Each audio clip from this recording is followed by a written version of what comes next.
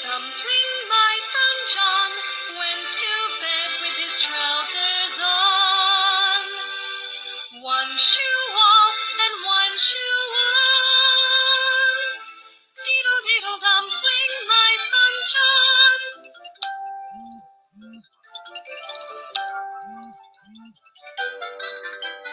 Diddle diddle dumpling, my son John went to bed with his trousers on.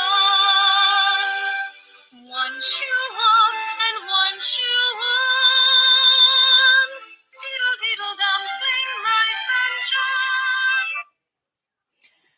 Hi, good morning. Why am I playing that nursery rhyme? Diddle diddle dumpling, my son John went to bed with his trousers on, one shoe on and one shoe off. Diddle diddle dumpling, my son John. The title of today's talk or Q&A session has to do with online learning and what makes a successful online learner.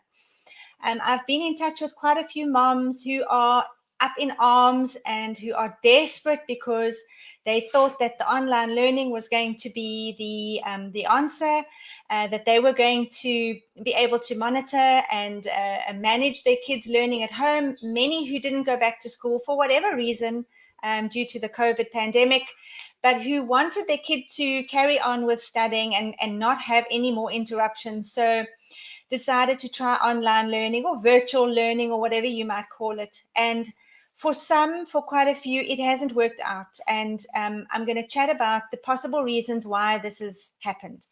So good morning. My name is Philippa Fabry. I'm an education consultant here in Port Elizabeth, and I am so happy to be here to chat to you this morning. And please feel free to pop any comments into the comments or chat or questions or anything that you might have, because I think today is going to be quite an interesting talk. Even if I say so myself, based on this book that I really have read many times, A Mind at a Time, talking about the learning tools that children need in order to be successful in the classroom. And here we're just talking about a normal classroom. We're just talking about traditional learning and what kids need in order to be successful in the classroom. Now we're putting children out of the traditional classroom into a space where they are often having to be in charge. They are often having to be able to navigate the online space, being able to access information, and also be able to give the information back to whoever is assessing them. And I've looked at quite a few of these online learning schools. I've gone on to their websites. I've looked at their platforms that the children are having to use when they are going in to learn every day. And even for me as an adult, I find it quite overwhelming. There's a lot of information there that the child has to be able to navigate through and around. We talk about their learning dashboard. And some of these dashboards, because they have got so many subjects, they are having to look at and be able to distinguish between the different subjects and know exactly how long they need to spend on each subject every day. We know that certain subjects carry more weight. So using the CAPS curriculum, we're looking at the languages are around 6 hours per week, sometimes 6.5 hours per week for the home language, 5.5 for the first additional language. Maths is about 5 hours a week.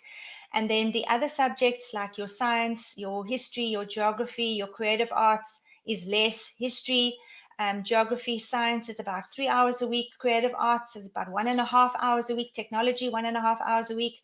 And then there's ELO. So there's a lot that we require of children. And really, if your child is struggling with their general self-management, where they are a bit forgetful, they struggle with time management, they don't know how to read or use a calendar, they don't use their diary, and all these kind of things, they will really struggle with the online learning situation. And I'm going to chat about why this is. I'm going to spend about 30 minutes online this morning, or 25 from now. I'm going to quickly chat through the learning tools that I have spoken about in a previous webcast, just to refresh your memory and have a look at your child in a box, your child and how they need to learn, what they need to sharpen in order to be able to be successful in the classroom. But just bear with me if you've heard this before. It's going to just be a summary, so bear with me. Hi, Ms. Stradom. It's so good to have you online. I see the Learning Center. The Learning Center kids are online with me this morning. That's fabulous. They are students who are doing the online learning, but the difference there is that they have full-time facilitation. So they could be sitting at home, they could be learning at home because they are using an online platform, but we've allowed them to come into school every day, school in quotes, because it's not a traditional school. So these are children who are learning, they are self-paced, or they are learning online, which means that it doesn't get disrupted by what's happening in the world, what's happening in the outside environment. So it's completely disruptive, and we facilitate their learning with them and for them and teach them these independent schools that they're going to need as adults one day. So it's great that they are here. Maybe they can send through some interesting comments that I can address this morning. So I'm going to jump right in quickly and talk about some of these learning skills, the 8 learning pieces of the puzzle, the 8 pieces of the learning puzzle. There are 8 of them. The one is thinking with numbers. So we're going to talk about being able to work and understand maths, symbols, problem solving, computations, operations, understanding where maths fits into the world, why we need to use maths, how to work with money, how to work with measurement, time. The list goes on. In the higher grades, they do algebra, geometry, all kinds of ratio, percentage. Maths is such a broad topic. And when they get to grade 9, they can then choose to either do maths literacy or maths core. Kids who struggle with numbers and struggle with number concept from an early age, where they really do battle to distinguish between 3, the number 3, the symbol, the quantity 3, being able to count to 3, understand 3 minutes, 3 seconds, 3 hours, etc. If they have let's say a barrier in this area, working with numbers, there are various degrees of problems or degrees of severity, but we can see maths dyscalculia, which is a form of dyslexia, but to do with numbers. So these children struggle to understand and work with maths. And we often introduce a calculator for them a lot earlier so that they are not disadvantaged in any way. So that's the first one, is thinking and working with numbers. The second one is mastering the challenges of reading. And here again, at an early age, the child needs to understand letter recognition, phonics, being able to blend sounds together to make words, being able to blend words together to make a sentence or a phrase, understanding what they are reading, and being able to recognize a word that cannot be sounded out, which we call a sight word. These are words like house, not a word that you can sound out easily, like plank or stop or sit, but words that are sight words. They need to just be able to recognize them on sight. So children who struggle with reading, again, it's a spectrum. We see dyslexia coming in, various forms of dyslexia, and these children struggle to read and understand and process the written word. So that's number 2. The third one is getting thoughts down on paper. In this situation, the child needs to understand how to express themselves in the written form. So knowing what I need to write about, how I need to write it, being able to spell correctly, using grammar tools and language correctly. So in a way, it's a literacy to do with being able to write and produce something that somebody else can read. Also, it has to do with planning, being able to plan a draft of what I have to write about. So when there's an essay, what am I going to write about? Let me think about what it's going to look like. Let me understand the sequence of events. Then let me draft it into a rough draft. And then let me create a neat draft that the teacher's then going to mark. So there's a whole process involved with being able to put thoughts down on paper. Number 4 is having control over your attention span, being able to distinguish between what is important information for me now and what is not important information for me. So knowing that I can ignore what's not important, I'm not going to be distracted by what's not important, and I'm just going to focus on the task at hand. So you can understand when there's a child working online and there's a lot of temptation to quickly go off and check Facebook, or quickly go onto Instagram, or quickly go and Google something. when they're supposed to be doing something online and producing a task or an assessment or something, they easily get distracted and it's difficult to bring them back.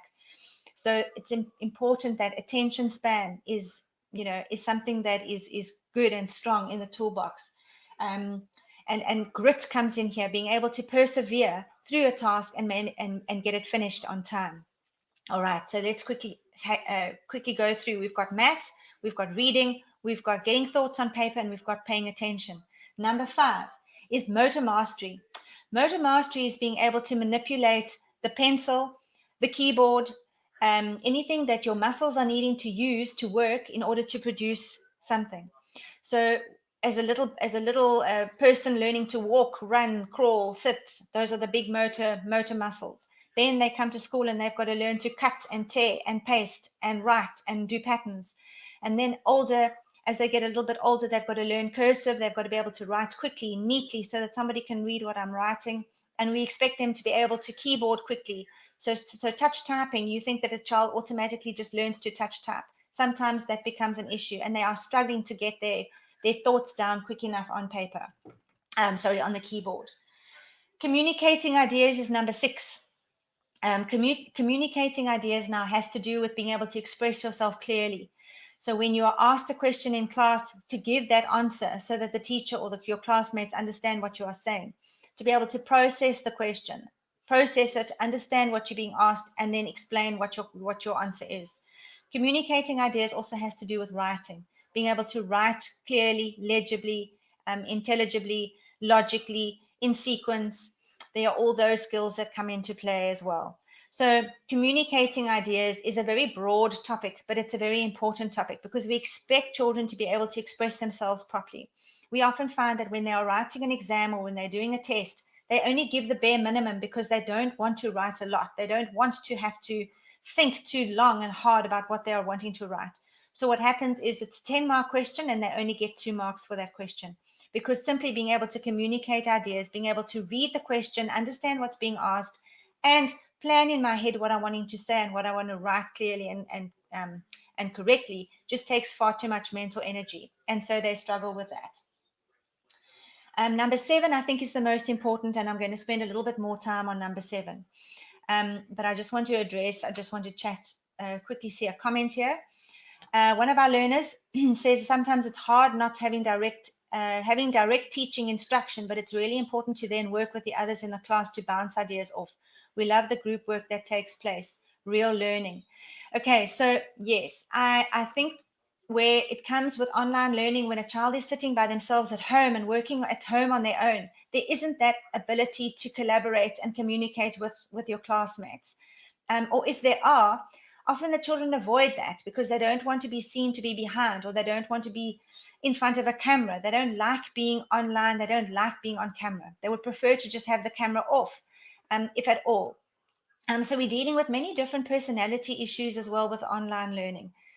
Some children prefer to just ignore all the banter that's going on online. That sometimes there's a chat going on and it's distracting, or there could be bullying going on with the chat. So the communication is so important, that it is still teacher-led, that the teacher is, or the parent or the adult is still monitoring the communication that is going on online. So yes, I think collaboration is one of the most important 21st century skills that we're wanting to teach our children. Communication is one and collaboration is the other. The other two, just by the by, is creativity and problem solving. So being able to I suppose, be what do you call it, an independent and a contributor to the society that we're moving into in the 21st century. We're wanting children to be able to solve the planet's problems, collaborate on a problem, be creative when solving the problem, and communicate your idea effectively to others. So those are very, very important. So communication is so vitally important. But like I said, many children avoid communication. They don't like having to communicate. They would rather write rather than type, rather than talk. But yeah, it all just depends on the learner and how you, I suppose, get the best out of your learner who is online. So let's go to number 7. So number 7 is getting organized and having a good work ethic.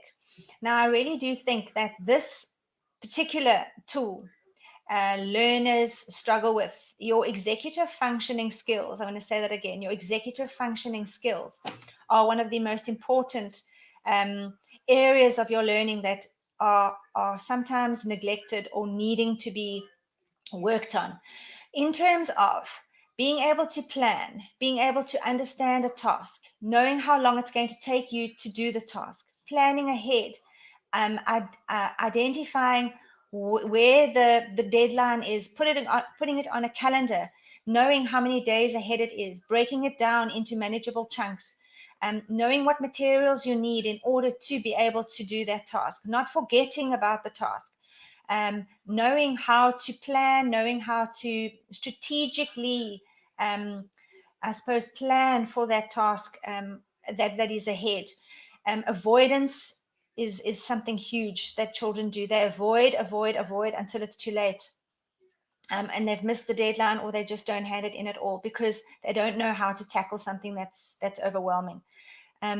So we know how to tackle an elephant is one bite at a time. We know how to reach the top of a peak is one step at a time. So kids need to learn how to break down a task into manageable chunks. And why I played that poem at the beginning, My Son John, one shoe on, one shoe off, because these kids at a younger age were your forgetful little kids that used to forget that they're wearing different shoes, or not want to wear shoes, not or wearing shoes on the wrong foot. Forgetting their things at school, forgetting their things at home, not knowing where anything is, being untidy. Their room is always a mess, so they're completely disorganized. And now we're expecting them to be able to be successful online learners and to be able to, manage themselves online.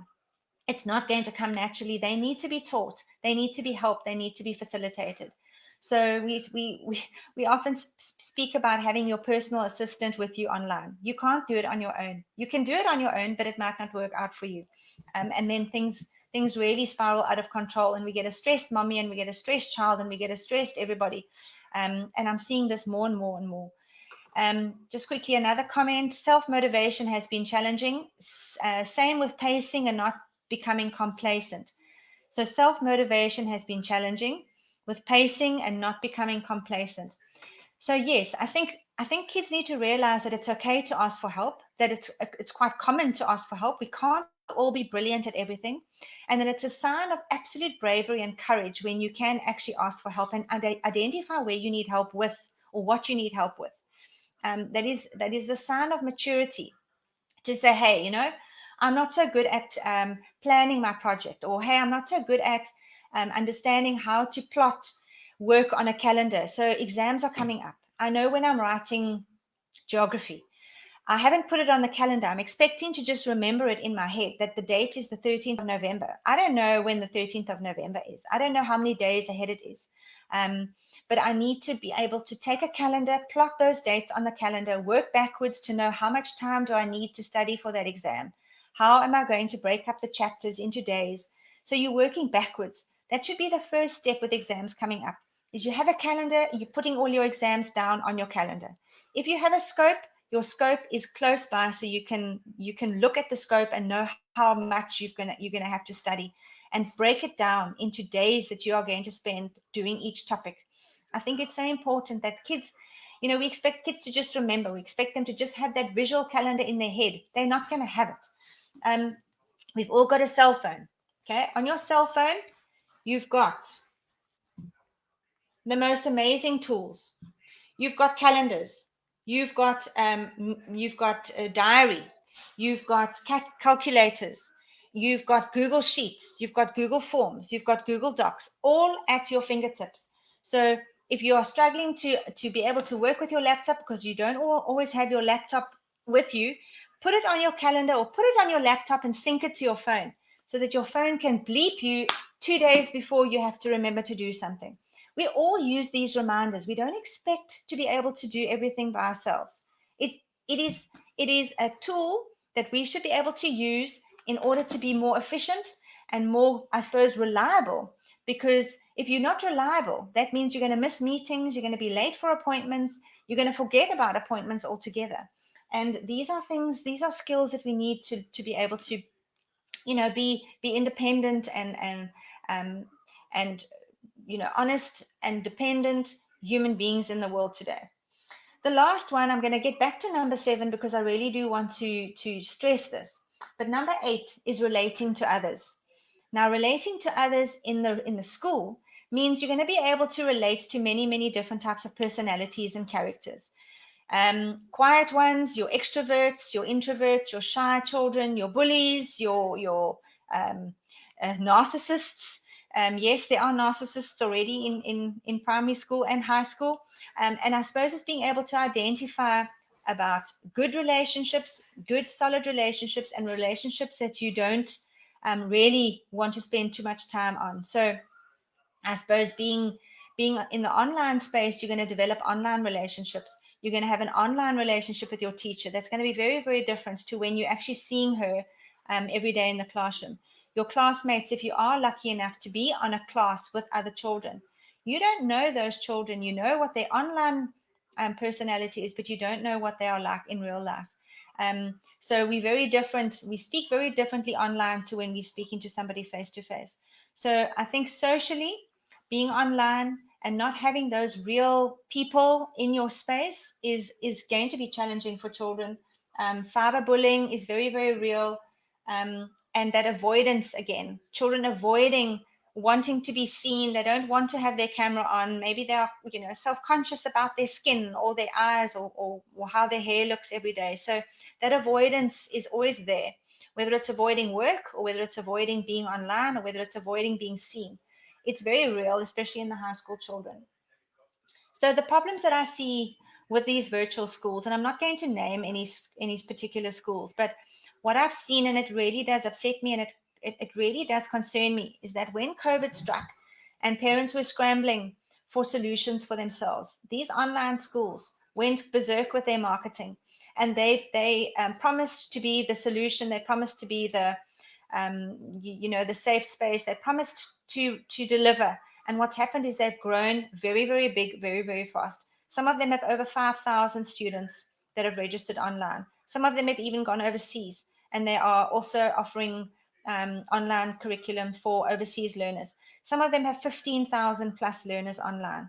How on earth are those children who are struggling going to be able to manage with other classmates all over the world with different sets of skills, different sets of values, morals, abilities? And I think we're always comparing ourselves. That's just natural. And so immediately you think that somebody is doing so much better than you. You think that everybody is doing way better than you. And so you start comparing yourself and you start withdrawing. And you become more and more withdrawn. You become more and more unavailable online. And so you sort of, it becomes more and more difficult for you to keep up with your work. So what I'm hearing parents say is that, number one, they're not getting feedback from the teacher online. They're not getting an answer. They struggle to get any information. Their calls are not being answered. Their emails are not being answered. And the child doesn't know what to do anymore. So there's this lack of communication. There's this lack of, I suppose, commitment to the parent, because all they actually wanted to do in the first place was to get you to sign on, because get you to sign on and pay boosts them and they can do more with your money. So I think it's become a real problem for a lot of parents in that their child is not coping. They are not able to progress online, and they're not getting any support. And now what do I do? It's a month to go, and I don't know how I'm going to get my child through this year. So the question you need to be asking yourself, if you're a parent watching this talk, okay, you need to be asking yourself, number one, is there someone to monitor and supervise the learning that is happening online? Is there somebody there? Or are the children just meant to log on and carry on their own? Because let me tell you now, if they are meant to just log on and carry on their own, they're not doing that on their own. They are not able, many children are not able to do that. They really do need somebody who's facilitating and keeping them going forwards in the right direction. Number two, is there a teacher responding to messages? Is there somebody who is responding on a WhatsApp or on an email daily? If the child hasn't had it in work, is there somebody that's asking where the work is? How can I help? Would you like another lesson? Would you like me to send you a recording of the lesson? In fact, are there any live recordings, or is everything pre-recorded? Is the platform easy to use? Is it easy to find your way on that platform? That's another thing that I find it's very visually overwhelming. There's just too much to look at. There's too much that I can possibly get distracted by.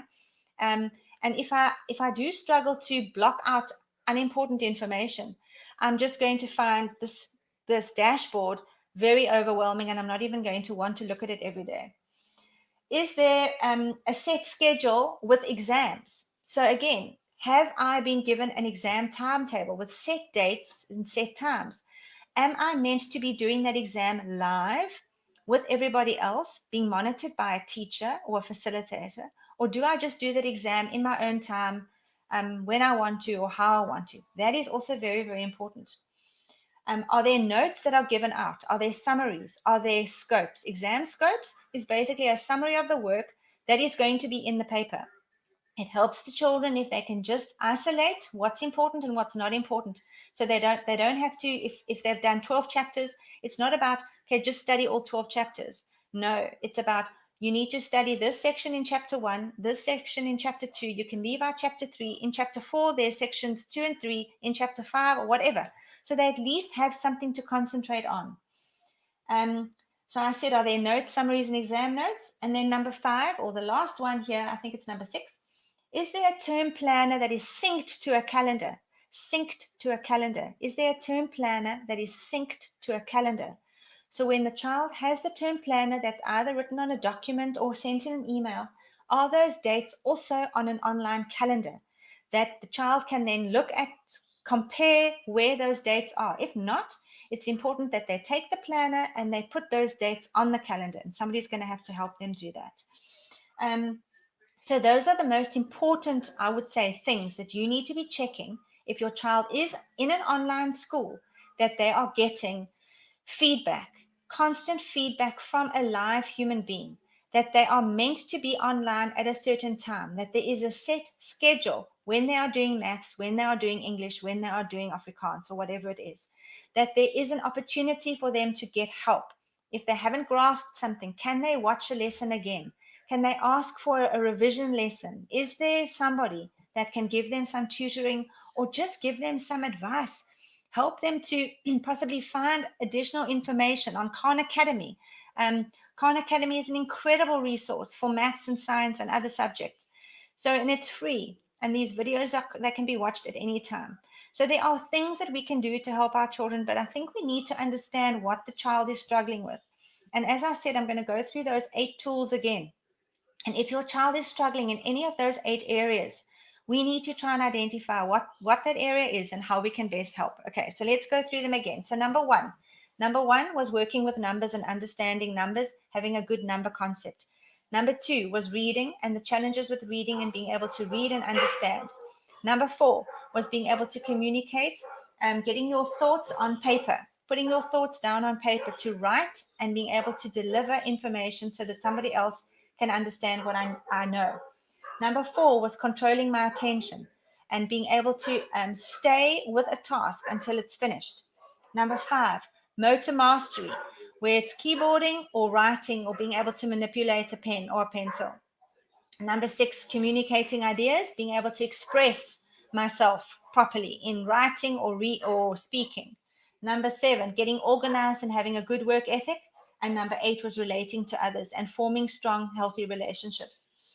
So yes, I think I've gone through it very, very quickly, but I really, really want parents to understand that we cannot expect our children to be brilliant at all 8 areas. There will be areas where your child might excel in, but there will be an area or 2 that your child will really struggle in. And we need to know what those areas are so that we can help and fix.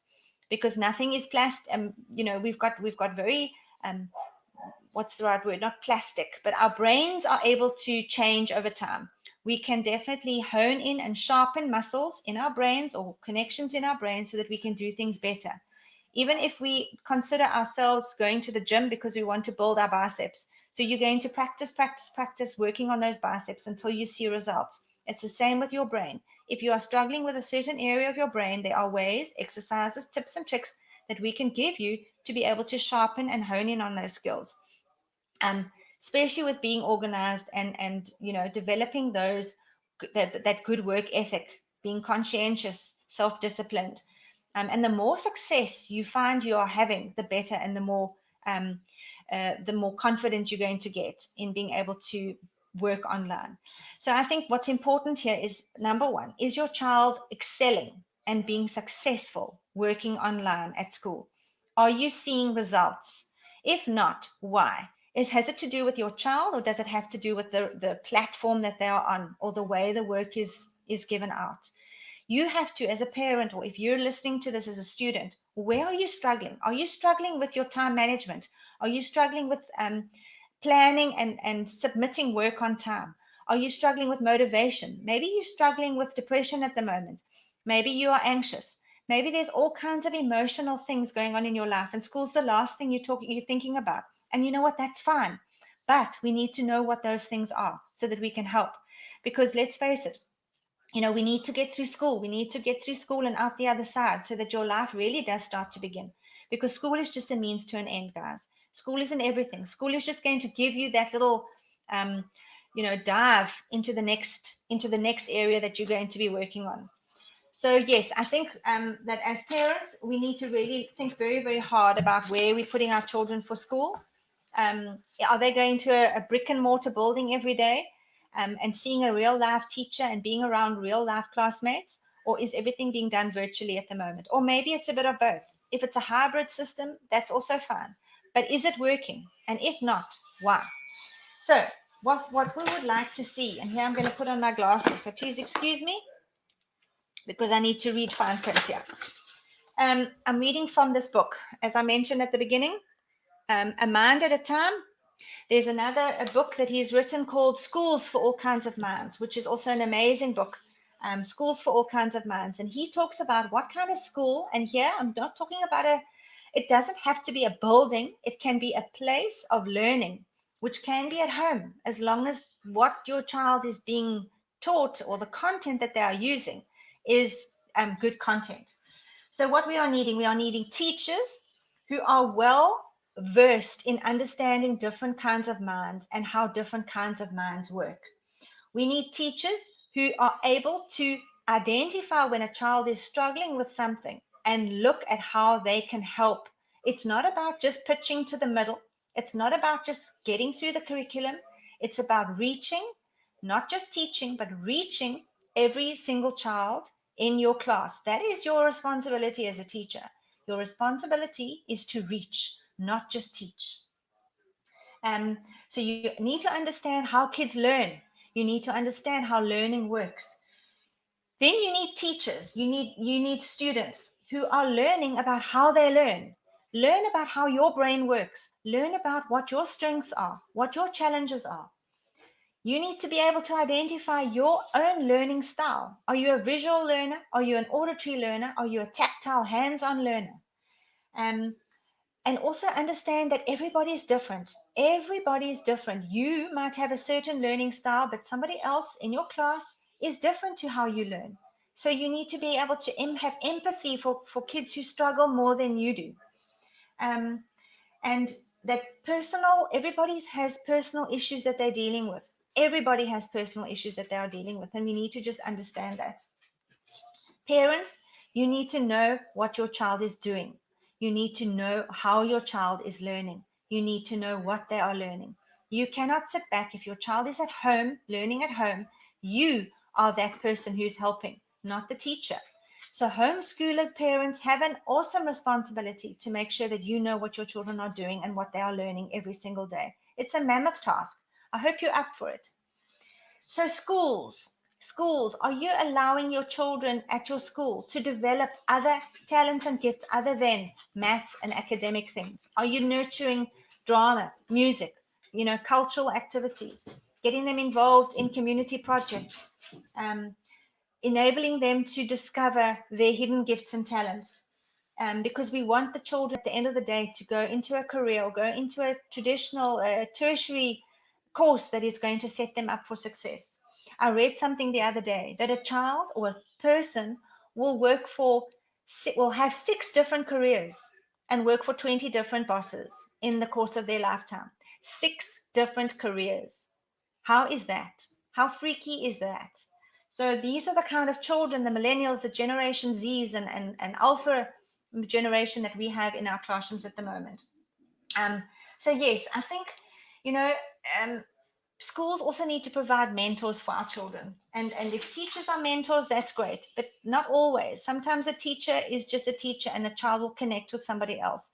So I don't know how online we're going to be nurturing those relationships with mentors and exposing our children to different adults in their lives. But I've gone on long enough. Guys, I've been online for 35 minutes. Thank you so much for being online with me, for those comments. And please, if you do have any queries or concerns, I'm going to just pop my email address up here, that you can please email me. I am available for consultations. I really do want to help parents. It is a scary time with exams coming up. I know parents are asking for exam study sessions and all kinds of tutoring, and they're just so concerned that their child isn't going to get through the year. And if that is you, please email me. I have a list of tutors that I can refer you to. Let's get your child back on track. This year is not wasted. It's not going to be wasted. And there are things that we can do. And then I'm going to end off with an appeal. Oops, there goes my mic. Please, guys, wear your mask. All right, wear your mask. It is unpleasant. You are very, very lucky that you don't have a mask like this that you have to wear. Okay, can you imagine? But please wear your mask and be responsible wherever you are, wherever you go. Let's avoid parties, especially Halloween parties. Let's not do Halloween. Let's rather stay home and tell our own ghost stories. And wear your mask. I'm seeing so many people not wearing masks. Only when you go into the shops are people wearing masks, because that is still a rule. But out and about on the streets, that's hot. Out and about on the streets, I'm not seeing people wear masks. But I wanted to quickly talk about Saturday night.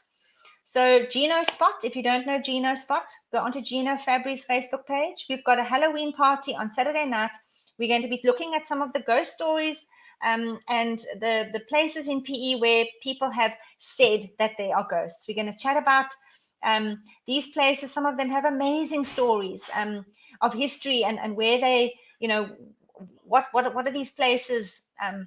We're going to have a look at those places, and we're going to chat about some of the ghost stories and some of the more spooky side of things, just for fun. So join us on Gino Spot on Saturday. And yeah, thank you for joining me for my Q&A on this Wednesday.